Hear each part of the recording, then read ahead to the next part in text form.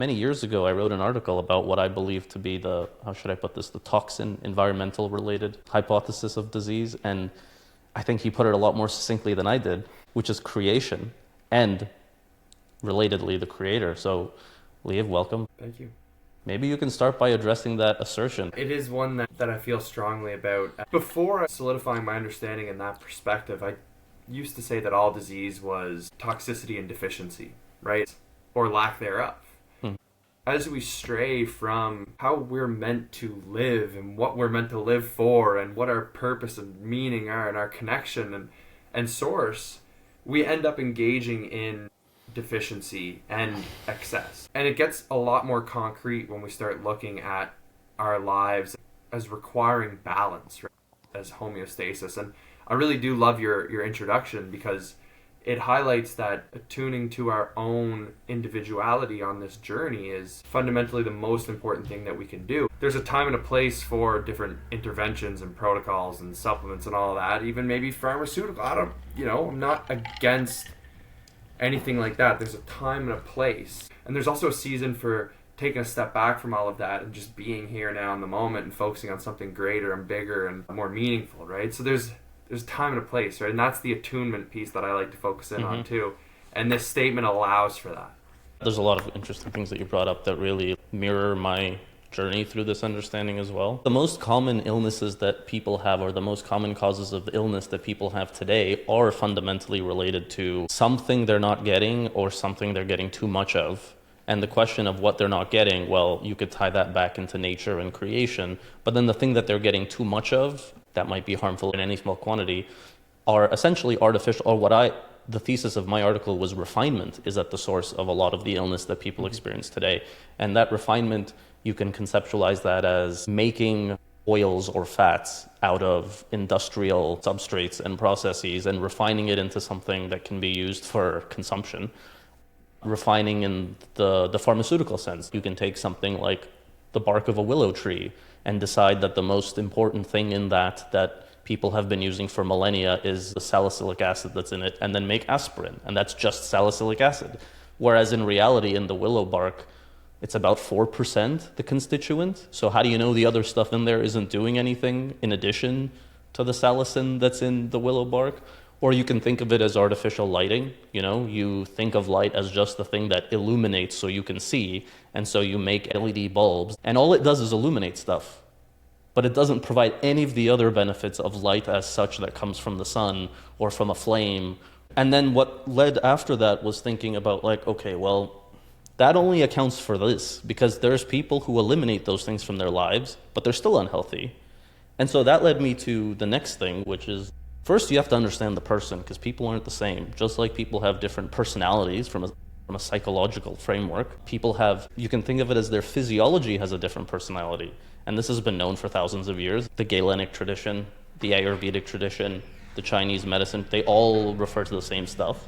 And so you have to understand what makes a person that person, not just their personality, their psyche, their preferences, because all of that stuff is nested into the same. And this is where I've landed now. The physiology, the anatomy, the personality, the psyche, that is all comes in the package of the spirit that animates them, so to speak. There's a higher spirit, and that spirit has a way of existing in the world. And these are archetypes that people talk about forever, but each archetype has a personality. Every dimension that you exist in has a preference, and so you have to know the person before you can even help them optimize their health. Sure, you can eliminate toxins and give them the thing that they don't have, but are you optimizing their health for them? Yeah, just to comment on the toxicity standpoint, because I love this statement, distance from creation, right, from nature. Isolation is not a concept that exists in nature. So even the concept of isolating something out from a plant or a food and taking it, right, the whole is always greater than the parts. And that's why I argue against synthetic vitamins and isolated chemicals as not being a part of true natural healing, right, which feeds into this other concept too of know thyself, that old maxim, right? And what the role of the practitioner truly is most people now forget that within the natural healing paradigm, the concept of docere, right, doctor as teacher. And what needs to be taught is not necessarily more information, right? Or like more intellectualization, but more clarity, right? Deeper understanding, wisdom, and we kind of get these things confused that like, if we understand the biochemistry of the body, we then understand ourselves on a deeper level. I'm more concerned with the belief system, right? Yeah. Whether you view your body as broken or not. Like our bodies do understand this. And we can look at Masaru Emoto or Veda Austin to see how this might manifest as a potential mechanism, but our intention shapes how the structure of water. And our bodies are water, right? Like the waters of the body understand our intention, our belief, right? And Bruce Lipton wrote The Biology of Belief, and all of these things do shape us. So understanding ourselves fundamentally is one of the most important things we can do to understand our constitution.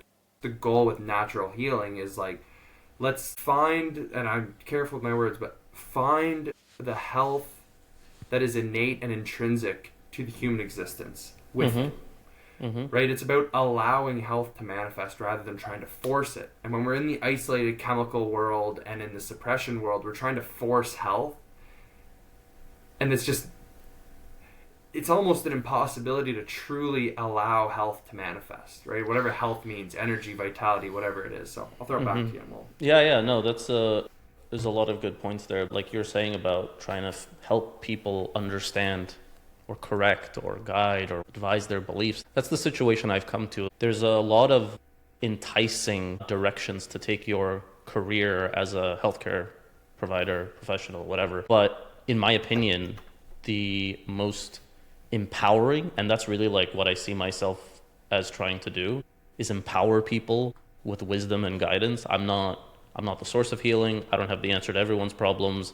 I don't know everything, and I'm not gonna, stand here and say that this one thing is the thing that's gonna fix everyone's problems, because that would be disingenuous and dishonest. So I think the highest, lever for trying to improve the health of as many people as possible, and let's face it, a lot of people are sick in ways that the modern framework doesn't even recognize them as being sick, because the human has been abstracted out with metrics, labs, imaging, and as long as you hit the right points on those tests, you're healthy, even if you don't feel healthy, even if you don't seem to have purpose in your life.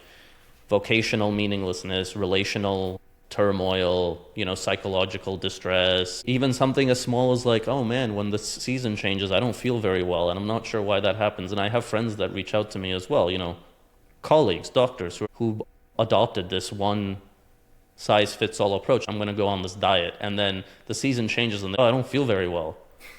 Well, yeah, you can't just have the same diet all year. That doesn't make any sense.